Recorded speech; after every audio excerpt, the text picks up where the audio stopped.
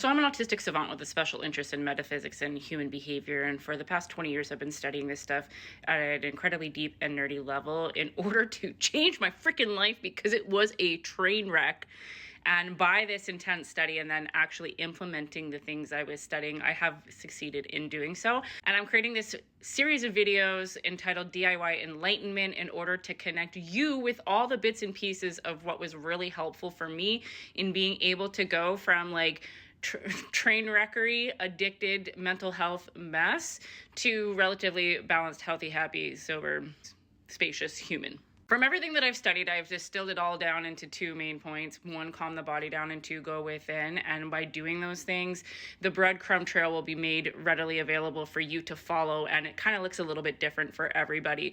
So we already covered in the first few videos of this series how I managed to get sober, the importance of purifying your body, breathing, this nervous system, all of that. So if you don't know what I'm talking about, go back and check the previous videos. But I wanted to now get into some of the metaphysical traditions that I have studied, because knowledge is part of it, okay? Having the knowledge of how the universe works, and then for me, seeing how this same knowledge or the threads, certain threads are repeated through all these different systems, helped to reinforce to my brain that there was something here in order to focus on, to do the work, to then go within. So today I'm going to introduce you to the fourth way, the way of the sly one. Now, historically, this is an oral tradition that you would have to pay a lot of tithing for, but I learned it for a couple of grand in a mystery school from a woman who is pretty well known on this platform now, actually, Onami, before she was Onami, and her school of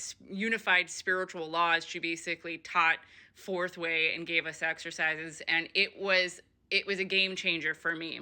I also then went on to do a little study group with some other women that I met through Onami's previous Bruja report.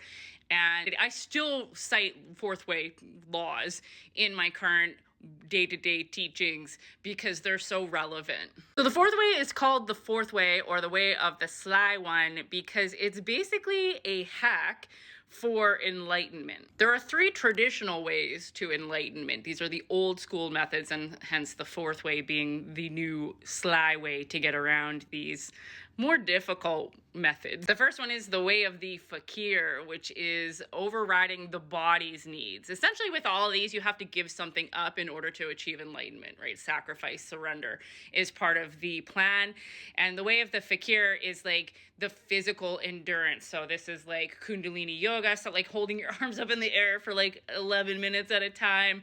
These kinds of feats of endurance override the body's motor centers, and by overriding that, you're then freeing up resources to reach the oneness. The second way is the way of the monk, and this is mastery of emotions. So if you think about the life of a monk, you're devoting yourself to something bigger than yourself. Faith, devotion, surrender, and mastery of the emotional body is the key, like surrendering that aspect of yourself, sitting in total neutrality and forgoing the emotional experience of being a human being is the second path. And the third one is the way of the yogi, which is the mental mastery. So this is extreme mental discipline, meditation, like being able to really sit in that stillness and override the mental aspect of your human experience. Each of these traditional paths require a life of isolation and sacrifice in order to maintain that state of enlightenment. And this is where the fourth way comes in as the sly one, by being able to master all of these three areas while still living in the world. Essentially, it's a way to hack the system and still live in the world using your everyday experiences as your training ground. So the next handful of videos that I'm going to make in this DIY Enlightenment series are going to go deep into the fourth way concepts specifically, so that you can do the exercises and learn to control yourself in this sort of way. And then once you do that long enough, you just do it naturally. So it's like learning new habits and ways of being in the world that help you to calm the body down and be able to go within and then have a more magical experience. The first step, though, I will give you a practical item because I'm here for the practical spirituality, but The first step is to become the conscious observer of yourself, okay? So for the next 24 hours or longer, for bonus points, you want to just be mindful. So the brain really just wants to operate in the future or the past because it's trying to look for threats, right? So if you really pay attention to your thoughts, a lot of time what you're thinking about has to do with future worries or past regrets, okay? So just pay attention to what you're thinking. If you have to set timers in your phone, like this is a good strategy, is to set alarms in your phone and be like, what was I just thinking about?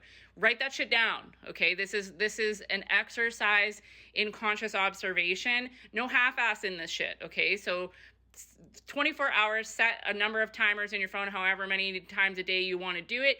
Stop, think about what you're doing, and write that shit down. There's step one. So if you're not already following me, go ahead and do that. Engage with this video to help the algorithm get it out to others. And as I mentioned at the beginning of this video, this sort of spiritual advice was historically well paid for, okay? So tithing, donating a part of your income, sacrificing that in order to be able to achieve the tools that you need to reach enlightenment. This is all part of spiritual practice, but we are stepping into the new earth and the new age.